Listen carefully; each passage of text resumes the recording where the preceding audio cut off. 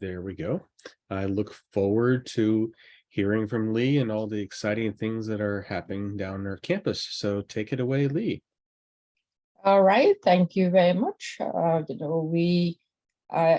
don't know how many people here that's already know the process or familiar with the project. So if I go too fast or too slow, just let me know. I hope that it's going to be more than a presentation. It will be a conversation as we go through. So, I would like to be able to share with you our experience, how we get I know ABC OER effort going on at Evergreen Valley College, and what we have fine-tuned because of lesson learned, supporting a group of faculty. And yes, it's an ongoing process. So any of you who have done this, who have other ideas, please share, because we are always constantly looking at adjusting our process. So the agenda is we just go through very quickly, go through a background of the EVC OER project, how it came to be, and then the process, we go through it and what we have learned so far.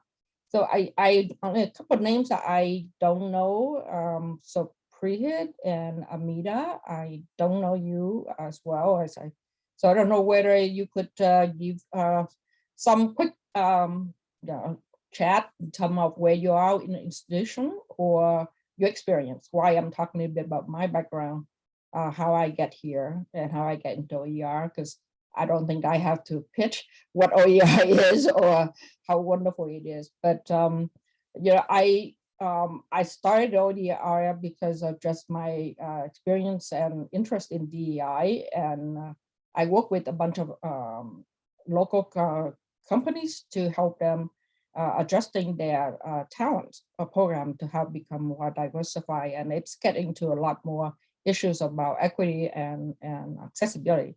So at Evergreen, I get involved with this whole effort and looking at how to promote OER and help faculty creating and using resources a lot more in their course, and make the whole process of how to write less scary because they have a whole support team behind the scene. So that's kind of how I came from. Yeah, and so it's about a little bit about, let's see, anybody in the chat did it about tell us? Okay. All right, thank you. So it looks like our group here is everybody's very already an expert. So I hope you can also share with me some of your experience, because to some extent we are still kind of newbie here at our school in terms of getting our first cohort going.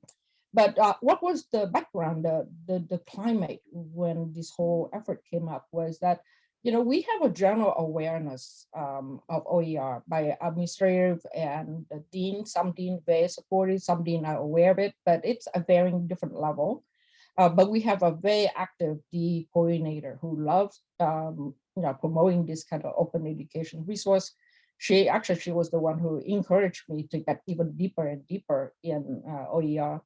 But most faculty that I know who were doing OER, they were kind of pretty much on their own time. They do it out of their own interest, but there was no support system, and everybody kind of go their own way. So, so some of us just use material in our classes. I got involved deeper in ASCCC OER by taking the lunch and apply for a grant to write an OER textbook. I was part of the second cohort, I believe. I also become a discipline lead, so just to kind of get to know the community, the needs, and all of that. At the same time, our president also started this humanizing curriculum instruction initiative.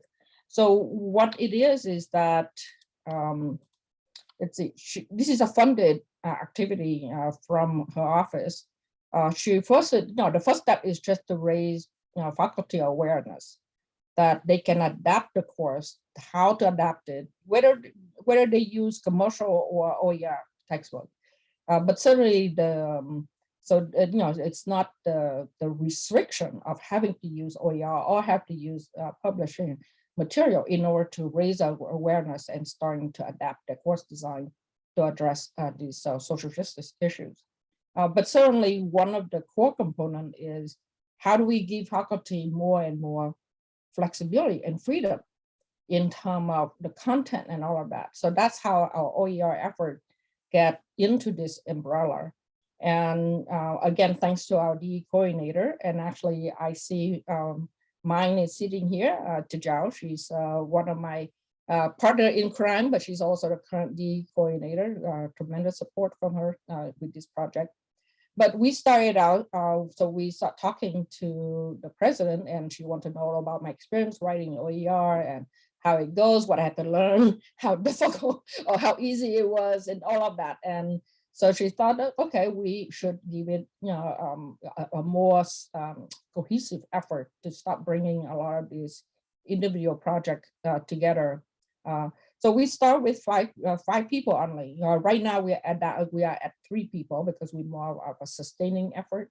But a lot of the heavy lifting was done at the beginning. So, but our group kind of represent the faculty. We have people who doesn't know anything about LibreTexts, who has never written a book before, only use OER, tiptoeing in how to redesign their courses.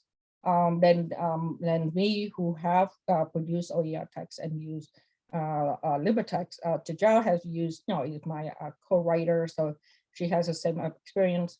So we kind of look at ourselves as we advocate the faculty, what they need to be able to produce content or use content to adapt to their way of teaching their subject matter. So that's how it started. So yeah, I think probably some of you are familiar with the HCI framework, but just simple questions. Like some faculty don't even, did not know about how to where to start. So it's just some question, but we said the important thing is to design with the end in mind from the front. So just simple questions to ask, right? As you write every text, every chapter, every page, are you thinking about this? And if you are using a curating a book, should you replace some of these examples that you use in the book? Is there something you can augment? But just think, again, awareness right from the get-go, instead of doing as part of the editing and all of that, because the whole mindset as you write it, or as you come up with an example, make a huge difference in the tone and in a way the students see themselves in the content in an example you use. So that's how our OER effort get funded. So what our goal was to create a process in infrastructure to allow other people to take on our work and continue. So we should not be the only one at EVC to do this forever.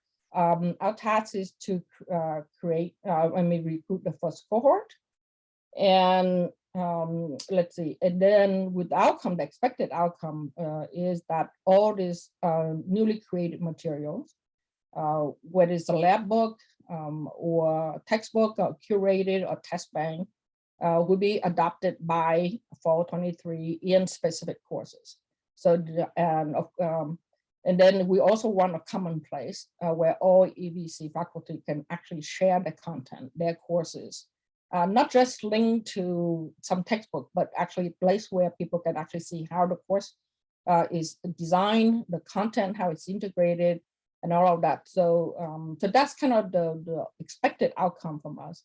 And one of the things I mentioned is that we want to capture all of our lessons learned, any process that we create, to really be the beginning of a place where people can come and support each other. And whether it's funded or not, we certainly hope to continue to have the funding from the president, but we will hope that by spreading the effort, creating a faculty kind of grassroots and shared expertise. So that means every department across the campus will have some local expertise that will be able to help each other out. So that's kind of where we started. And So in terms Lee, of, can I, do you want questions to be saved to the end, or would you like them to be oh interspersed? yeah, no, I would like to have a conversation. So yes, let's, if there's a Actually, question, I would. I have a question about your application of your HCI. There are certain fields where that is well suited, or let's say easier in order to implement, and there are certain fields where it's more difficult in order to implement. And you had some math-based efforts in what you're doing. So did you have any very specific or modifications of that rubric that was better suited for math or STEM fields? And if so, how did you implement that? Yeah, I can start, and then if Gerald is still there, she can always add, because she's actually teaching some math and statistics. But in terms of the way we look at it is that there are certain things that are just fact-based, you can't change. Formula you can't change. But the example, the application that as you apply those formula can change. I used, when I wrote computer science or technology book, it used to be really difficult to find, or I thought that it was very difficult to find any other author but the one that's well known. But when I dig into it, I found out there's a whole bunch of people that we never talk about, but they contribute so much to the field. Or the example I use in the classroom, right? So how you apply this formula is another form of answering this question, because the end result that we want students to be able to see themselves in this scenario. I don't know whether that's answers your question, but that's kind of where we come from. Yeah, I find it a complicated issue because we're dealing with it in homework, and I'm continually trying to find out what is a statistically meaningful contribution beyond just basically diversity that's able to address the equity gap, ultimately meant to in order to advance education, but preferentially to advance the equity gap. I think it's really, at least in my personal experience, I find that when students can see themselves in what they read, that really resonates with them. It's more than, oh, you had mentioned this, the female created this technology, right? That's helpful. I'm not saying that, but it's really where it matters for them is like, okay, I can see myself doing this. That is really make a big difference. Amida, I'm sorry if I don't pronounce your name correctly. Lee, you said it perfectly fine. I just want to reiterate, I am so happy. I'm sitting here at my dining room table, clapping my hands with what you just said. It is so important that we think about our students and that they see themselves in what we're teaching. And I just wanted to thank you so much for saying that. That is so important, and I really appreciate it. Oh, thank you so much. Yes.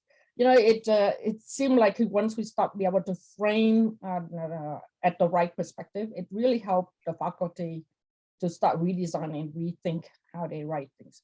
Tajal, you have something to add? Yeah, can you guys hear me? I'm sorry, my camera is off because I have low bandwidth, but can you hear me? Yes, I can hear you. Oh, perfect. So just adding a couple of, so I did do a little project under that HCI curriculum that our president did. And for math, one of the biggest issues with students is math anxiety.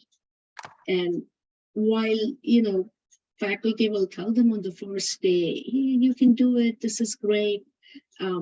Maintaining it on a consistent basis and humanizing that part where, yes, you will struggle. Yes, it is hard, but you can do it. And then bringing in, like Lee said, examples of, look, this person could do it. This person had this many struggles or this many barriers, and they could do it. And integrating that into the examples that we use in classroom, that's what we work on. So we did it for statistics. So a lot of our examples, instead of just collecting data that you would find normally, we went out of our way to find data that applies to that disproportionately impacted population. Getting data about what they would generally see in their life, and then using that, doing applications. So just making it a little bit more relatable, as Lee said. Yeah. Thank you, Tajal. All right. Let's see. So in terms of timeline, how we work, since we work with faculty, we want to design our process kind of on a term base. So that way it's really kind of be able to honor that schedule, their commitment, and work around that as well. So you can see that, we start the whole process around April when we get approval and all of that. So we spend much of the spring just create the whole process, from the application process, how we review, what rubric, how we people submit application, just all that logistic, just to get to get things laid down, how we answer it. Like we debate a lot, just like how do we review the application, anonymous or not? How do we do it? Even within our team. So we spend a lot of time doing that, and certainly the rubric so that we can incorporate HCI into everybody thinking. Selection of which platform. Clearly, that we end up with LibreTexts, but that was a big decision when we first started. And then how we should support the faculty. What does it mean to support the faculty in this effort? And certainly we also have to gather and keep all the key stakeholders informed so that we can continue using the momentum and their support. Even at the the dean just had to know that who is applying for this, so they can kind of keep track of everything like that. So just a lot of little details, but we had to think through a lot of that. And then we launched in summer. We joined LibreNet campus, and and then we start designing our onboarding process. The team has an outline required and the first chapter due right away. And I will explain why that we kind of designed the onboarding that way. But we end up with the first cohort. And it was, I think we will end up with about 10 projects. And we have about 12 to 14 faculty, depending how you count it. So some cohort only have a cohort of 1. That's an example how we have to support the faculty because they are a department of 1 person. They can't collaborate with anybody. But some team has like 5 people working on it because this is their first time and they just only want to work a little bit at a time. So the team collaboration really, again, it lends itself to where the faculty is comfortable with to get started. And then let's see. Then the 2 milestone, then the first one, which is the major one in the fall, that's when they actually give us the 30% of their material, or most of it, depending on the size of their project. We have a lot of hands-on workshop, and I ending up to become the internal LibreText support, even though that I'm nowhere, I can't claim I'm an expert, but I know a little bit more than others. So that's what we do, and it works out quite well for the team. We work through the whole team review of the first 30% and give the cohort feedback. And we are right now in the midst of this second milestone, which is the 60%. We've been trying to give them more office hours, and I personally keep, and I think Tajao does the same thing, we keep to about 24 to 48 hours response time. Anytime the faculty has questions, we answer right away. So we keep the momentum going. So we are right in the midst of the spring 23 right now. So our plan, and so far it looked like everybody will meet their final milestone. Some teams go a little bit faster than others, but so far there's nothing that raised concern for us. But we believe that at the end, we will get all these projects, get to the point of adoption. So that's pretty much our timeline. So in terms of how do we go through this whole process? I think that's the nuances that's hard to document. But first, when we started out, the first is that this is an OER effort. So learn and reuse as much as we can. Don't recreate anything. Have no shame of copying people, acknowledging where we get the data from. So things like funding level, the application, all of that, we learned so much already from other schools, from other, that I talked to, from ASCCC effort. So we don't have to recreate on a lot of that material. We just have to adjust it to be more EVC specific. Where we spend a lot of time is actually in the selection of the platform. because at a faculty level, there's different level of interest. Some say, why do I have to learn LibreTexts? I want to stay with Google Docs. Some even want to do it in Canvas. Some want to do it in Microsoft Word. So yeah, they, again, faculty, they don't want to spend time learning something that they don't think that they need to. So we actually go through a fairly, lengthy discussion and assessment and evaluation, but we ending up with LibreTexts because we see that it meets the objective. It will provide a common place, right? It has all the new features that we need. The platform will continue to be innovated. So that's the one, and we can see the support for students as well as support for faculty. So that's what we're ending up going with. And with the president approval, we also joined LibreNet, as we mentioned before. The next thing is we talked about is the support, right? How do we deal with support? What does it mean to support the faculty? Do we offer a bunch of training sessions? So we just write reports, what you do? So again, this is where we apply a lot of lesson learned from the community. From my own experience, writing my own book, my own experience learning LibreTexts, and then talking to other of my colleagues, we kind of think that there are top 5 reasons why projects fail when people start out with the writing OER. They didn't start with the end in mind. They just say, okay, let's just so excited, we got to approve, so start writing. They don't think about the end product first. So the product ending up with lack of integration, kind of just very hard to read as a textbook. They underestimate or overestimate their knowledge needed to produce an OER textbook. Even though with all the warning that we have heard, some people say, yes, I know it's a lot of time, I'm willing to commit the time. But by the time they get in there the first month, I had a team that just basically quit. Not at EVC, but at another school, another project. The entire team just say, I can't do this. This is way too much more time than we expected. So they just gave up. So then we talk about OER licenses. That's pretty obvious. Everybody thought they understood it, but not.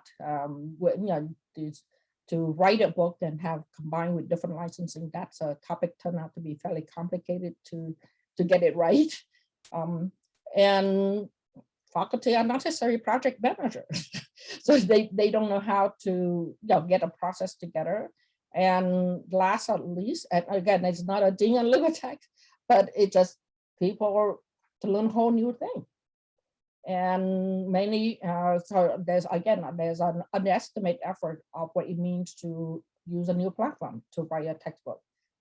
There's a lot of last minute, people say, oh, should be easy. It's just like anything else. I can just go in and edit and import my textbook, but that's not really how you make best use of the LibreText features and functions that you really want to kind of build into that strength.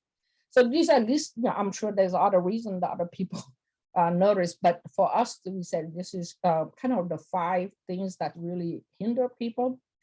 So of course, it means that it's pretty clear from all the insight is that writing an OER book is more than writing. So that's really inform us how we should look at support. We look at from a holistic standpoint at the institution level. What does institution have to support? Having the president support is the first thing, right? Then we work with the rest of the infrastructure, the bookstore, the curriculum. So if there's a textbook, there's an OER textbook, does the faculty know that they have to update the list, add the list of OER in their course so that other faculty knows about it and they can start using that OER. In terms of supporting the instructor, and not just creating, but preparing them for it, create, publish, adopt, revise. You look at this chart. So we look at really holistic, like what a level, all the faculty needs support of everything around all of this chart in order to get to the final product to the student. So that's what it's boiled down to is that our attitude is we meet the faculty where the faculty is. We start with understanding that this is a labor of love. So no matter what funding they get, if you divide by the number of hours that people have, it's nowhere near, but what they should be compensated for. But it's a statement of appreciation from administration that we know this work requires a lot of time. So in my book, anybody who write OER textbook are heroes, because it's just so much more time than you ever anticipate. So we say, how do we meet faculty at where they are? Is that everybody, just like students, they learn different rate, different level of comfort with technology. So we look at it as a 3 level of support. We have as a creator, so we need to move a lot of the noise, like give them templates, let them get something to start it. They can always modify once they get experience. But hey, this is a simple thing in your team, define these kind of roles, just give them, right? And then let them have control of that. Raise some initial issues for them to keep in mind, but we don't want to raise too many issues because we don't want to scare them and run away from, fall into one of the feelings of being overwhelmed. And then to help them as a project manager. Many faculty don't have to manage; they manage students, but some of that concept are transferred into managing teams of faculty, but it's different.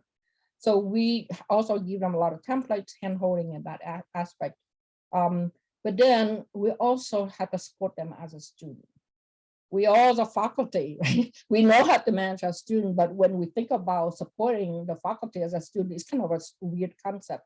But we have to recognize that they learn a lot of new things in this process. How do we learn? How do we help them learn LibreTexts? How do we learn them to talk to their team? How do we learn them to track progress?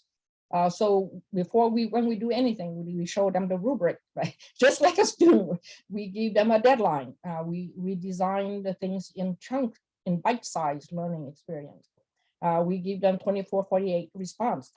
Just think about our student experience, right? If they have a question and we don't answer the student within 48 hours, they think the sky is falling. So we start adopting what we already know, but help the student meet with the faculty.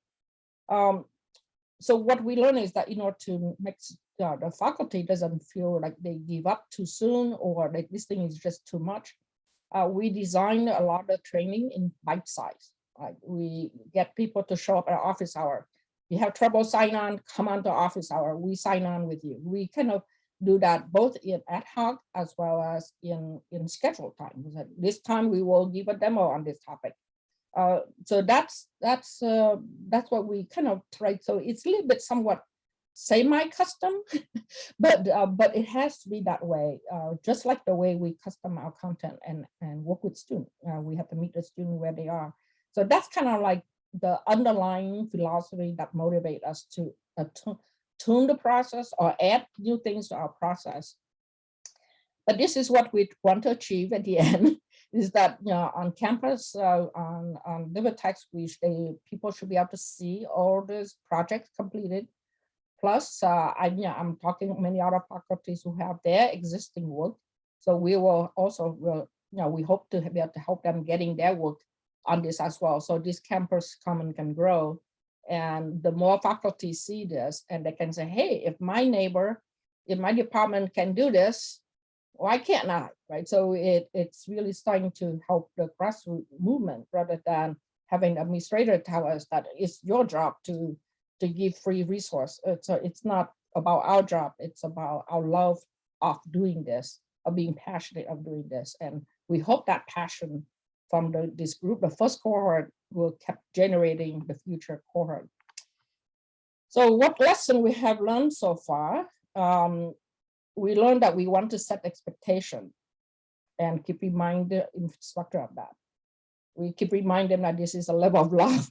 So when they go into trouble, it's a high and lows, right? There are times when you say, why can't I get anything to work? I have one faculty who sent me like an SOS call and say, I just lost everything I put in LibreTexts. Where did it go? And he was like totally freaking out. So he said, okay, that's okay. So I jump on it and then show him the history of revision. He can get it back. I mean, you can see that, he feel like he just climbed Mount Everest because they thought he just lost everything.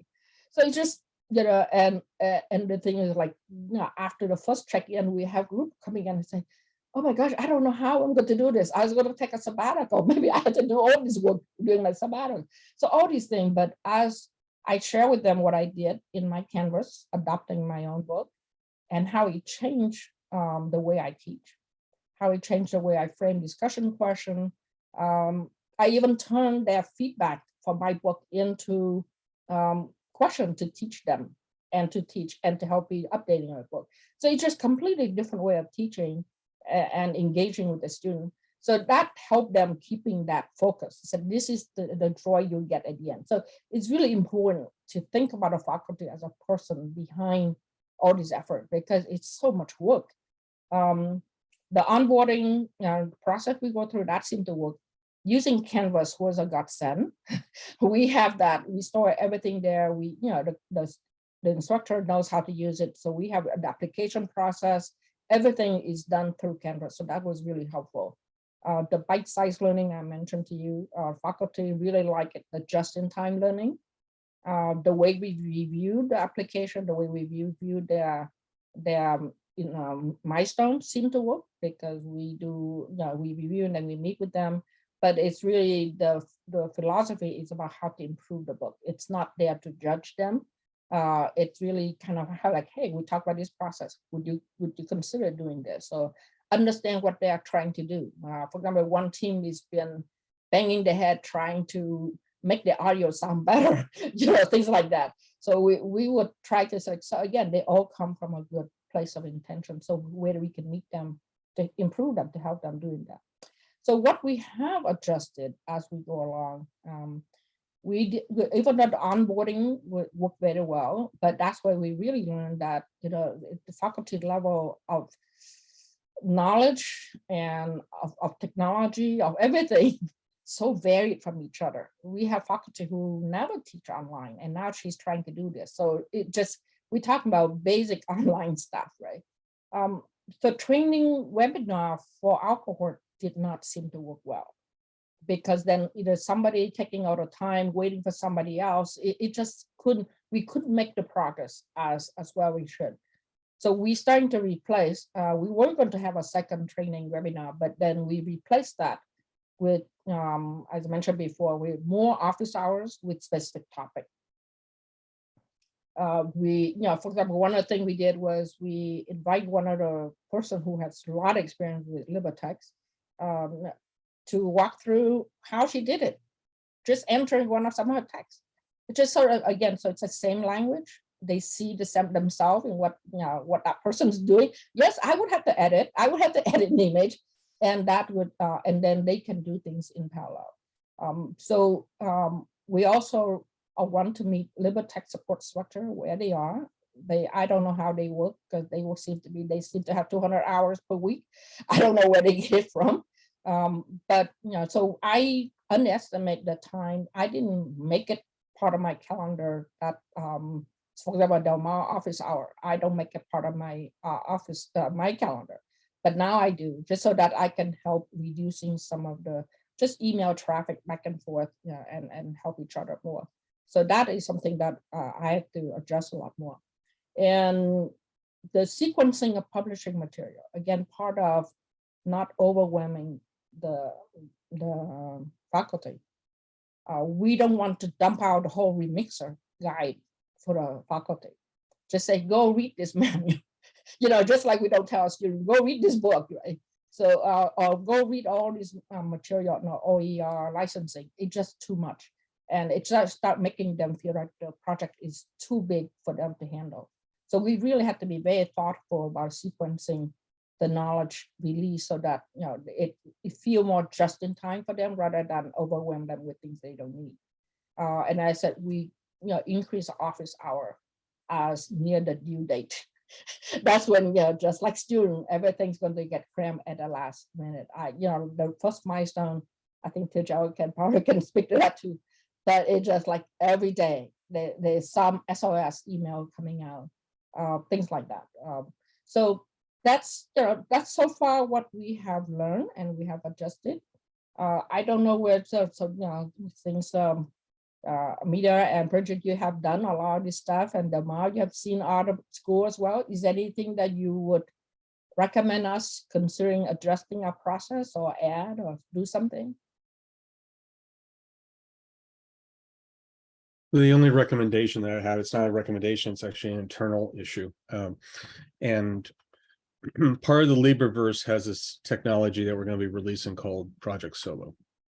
And Project Solo is sort of like a learning management system that will allow us to run courses. Now, those courses can host LibreText books, and it's meant to be initially designed in order to be a standalone version of the LibreVerse that you can run on your own server if you absolutely want to have ownership of it, or if you want to go to countries that insist that the servers need to be in the country that runs these things, and we can still scale up in our efforts and have the global impact we desire. But it's becoming clear to us in the last few months that we can use this infrastructure to build asynchronous courses. So in other words, instead of a lab manual, a manual that describes on how to use the remixer, we can have a 1 hour or 2 hour course that can guide step it along, and it's asynchronous. So essentially the instructor can come in and say, okay, well, I'm going to learn this part here, and here's a little bit of a study, and the same thing that we do for our students, basically implement it for training of things, which is not terribly dissimilar to efforts using Canvas that some programs have, but this would be within our infrastructure that we have more control over, and it's not LMS agnostic, and we can actually scale that across the board. It would be good to get some feedback about what would be the pitfalls from what you've done in terms of what needs to be added into here, because we have a pretty good idea about what we need to do. It's very much reflected in the organization of the LibreFests, for example, but I'm sure that there are lots of little issues that need to be done or expanded out. You know, like you mentioned, licensing is clearly if you want to master it, a multi-hour long process in order to do. And remixing is meant to be simple, but the concept is not something that many people understand in the beginning, so you have to go over that. Accessibility can be a very long drive. So we do have plans in order to have multiple sort of courses in order to be able to address these issues that are meant to be asynchronous and off of that. So getting feedback from you about what works well for that would certainly be great. And I'm hoping that we're able to address that this spring when a little bit of the confusion starts to settle and the sun starts to shine and we can actually enjoy our days and such. But I'm very excited about the prospect of doing that. Oh, that would be so wonderful. Yeah. So that's what we find out. You know, as I said, it's not about us wanting to control the information. It's about if the faculty start thinking that there's so much more they have to do beside writing, which is hard enough. Yeah. And that's when it's like, oh my gosh, we just can't do it. We actually recently we have an experience where an author, a group of two, they thought they would have to give up because it turned it so big. But as they talked to us, we realized that their challenge was trying to do too much in one book. So we ending up finding a solution where actually the solution came from them as we now to actually split the book. And suddenly we said, oh yes, you know, so we ending up, you know, I said the president should be happy. We are going to have two books out of one effort. But it's just things like that. You know, people give up, so or they find something that's very difficult. So writing, it's hard enough, but when everything else, the tools, the technology get in their way, it's just one more reason for them to say this is too much. Right. And the other thing that we're planning on doing is expanding the Commons of Conductor to have a greater community of practice like approach in order to facilitate the conversation, so that campuses that are starting, that are behind the progress that you guys have, and you have a beautiful kickstart here, it can benefit from perhaps communicating with your other authors, especially if they're in the same field, in order to be able to help out so that it's not all dumped on one person's back, whether it's on a campus, an administrator, or even on our side. Mm-hmm. That would be wonderful, you know, because, you know, that's part of the motivation here is that we see everybody, some people are doing a lot of little things, but yeah, if they all know where they can go for one place. And we really hope that this first cohort will become our partners in crime to support the next cohort, because now they go through, they can see that, yeah, it's workable, and, I am also very familiar with publishing commercial textbooks. And so I can help compare and contrast. And I say, oh, wow, okay, actually, we get a little bit better. We have some less support in some other ways, but we have tons more support in some other ways. So it really helps setting the expectation and just kind of, give it the information at the time when they need it the most. So keep them motivated throughout the whole process. It is really high on our priority. And that's why we make some of these adjustments. Are you going to be ready to present these things at Cal OER this summer? Well, so far I don't see any reason why that the team would not get there, because they really work hard. I tell you, it's they all download little phrase. This is a labor of love. It is, but it's amazing to see how much they put into their content. It's just the first chapter is nothing look like what we are seeing right now. We wanted bite size, and we want them to get going there right away. So for example, I asked them to give me the outline right away. I don't care if it's wrong or not, give me an outline. And then I went onto LibreTexts, creating for them an outline of a new book. But so without them having to learn all these, I want to put the technology out. But when we went into the onboarding, and I showed that all of them, they have their own book, and they have, they see the title, they see the outline. It is like, I see a flurry of activities afterwards.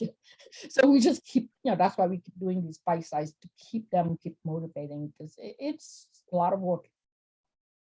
All right. Any other questions that we have, comments?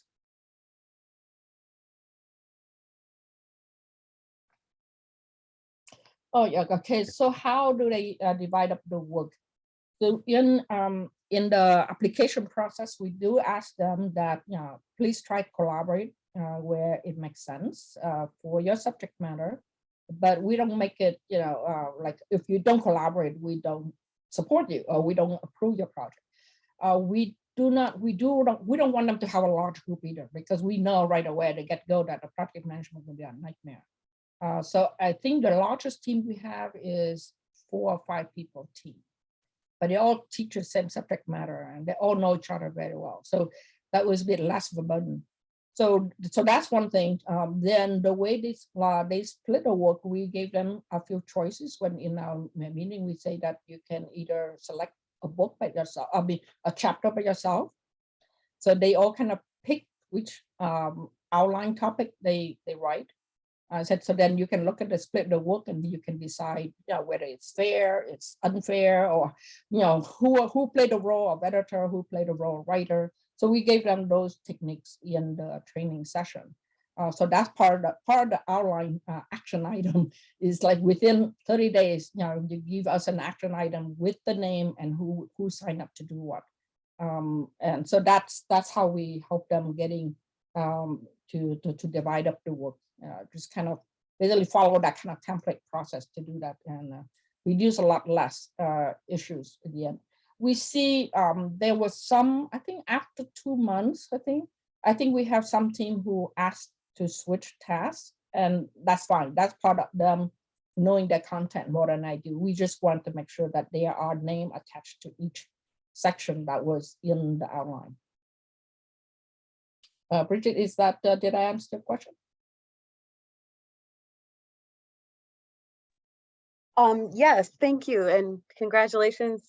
Lots of really insightful points, particularly start with the end in mind. Always a good principle, and I think that that's especially true writing books.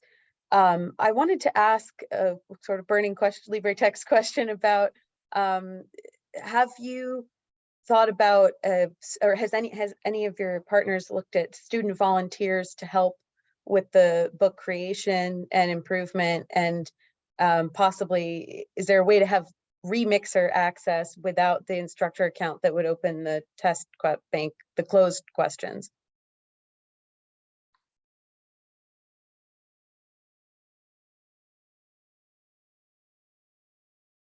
Is that for me or for Lee? I guess maybe the first part is, yeah, I think for you about, is it possible, number one, and then the next question was going to be, how would that maybe have changed the process for Lee to comment on, could maybe it even be integrated into a course, so that it doesn't feel like something else. Oh yeah, you still have to teach, but also write a book on the side. So, I mean, I could take the step on my project, what I'm doing right now, and then Damar will tell us some wonderful solution that he has. But the way I have it with my book, I finished this book and I've been using it for like 2 years, and we are in the process of revising that book. But at the end, instead of having muddy questions, kind of those kind of exercise, I have one discussion where it's volunteer, it's extra credit, but it's up to them. And then I only have this semester, I have a required survey. But every week I have them critique that chapter. And tell me, what section do you read and you don't quite understand? You have to go and find more, you just give up on what. So actually, because they were critiquing the chapter, it didn't feel like it's an assignment. And it didn't feel like I'm assessing them. So I find that it's amazing the kind of feedback I get. And so like a lot of the revision that Tejal and I were doing now in our second book, all come from their feedback. It's amazing. They say, I don't understand this. And this image make no sense. Or for example, it's missing this. And some of them even went as far as drawing image to show me, this is what I want to see, to understand this concept. So so that's an example where I mean by it changed the way I teach and ask students, how can I uncover where they understand or don't understand? So, but they love critique the book. So I guess that. Yeah, critique is a lot easier than doing an assignment. So anyway, so that's what I do in my course, and that's part of as we get to that final milestone. That's the next things that we want to bring the faculty on board, is what they need to do next. Like for example, they know that they can output a Canvas shell from LibreTexts, but with us, this is where we're going to start saying, how do you use your book? These are your opportunity to redesign some of the way you deliver your course content. I love that. That's really a transformational teaching, because it gives the student a chance to be in the teacher, it's a role reversal that makes this teacher vulnerable and changes the classroom dynamic a lot. So that's just a beautiful idea. Yeah.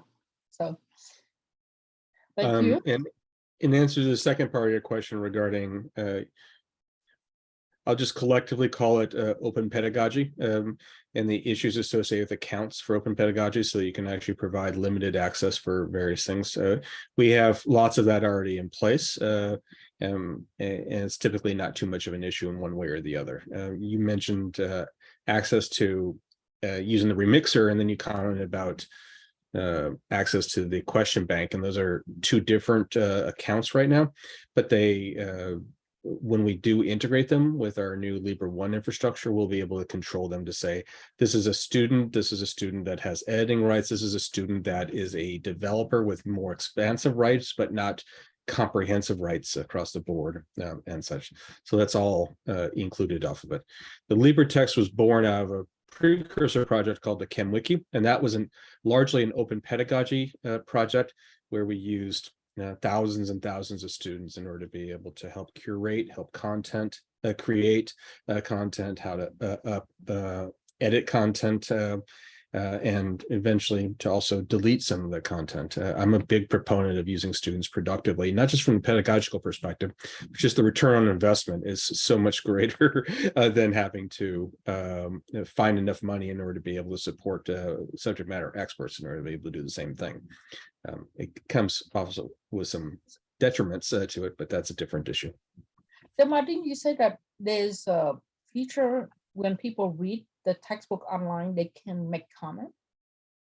Well, yes, sort of. So right now, if you have a seated account, so you sign in at the bottom of any page, you can provide a feedback that where it says basically thumbs up, thumbs down, and then click a button and you write it down, and that will then be sent to us, the development team, and then we can hand it off directly to the instructor. The problem with that is it requires a seated account that the average student doesn't have.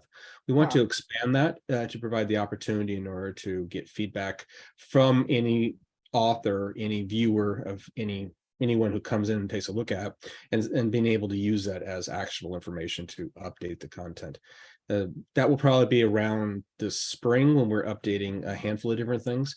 The new reader view that you may have heard me talk about has some of those features planned in order to fold into it. And so it can be more comprehensive. Right now, we're getting feedback in terms of peer reviews from students, which are typically intended for faculty peer reviews, but they are also able to contribute in the same way online, which is for a book that's compiled, they get access to that to the upper right-hand corner.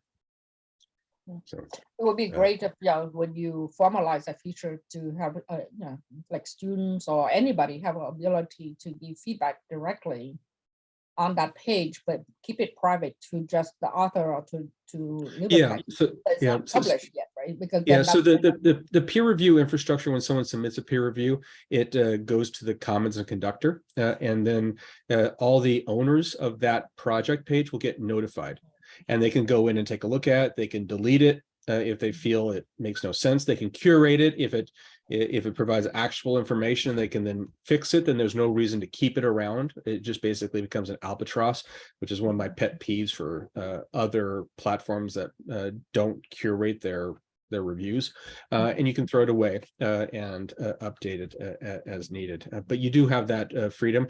As soon as you start publishing these things and the students start to see it, you will start getting feedback on. Maybe I shouldn't say as soon as, but depending upon how many students see it and how many view it, you can get quite feedback. And most students are really quite positive about the books that they are using. Not all, but most.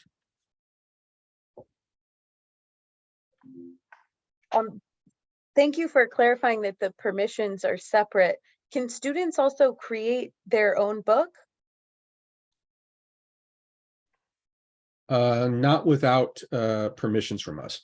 So the procedure in order to create a book is twofold. And so first, you need an account that has editing rights, and that is generated by requesting an account and demonstrating some reason why you should be getting an account. So if it's an instructor record or an instructor that we can verify, they can get the account and it's going. If it's a student that comes in, they need to be able to explain why they need to have that.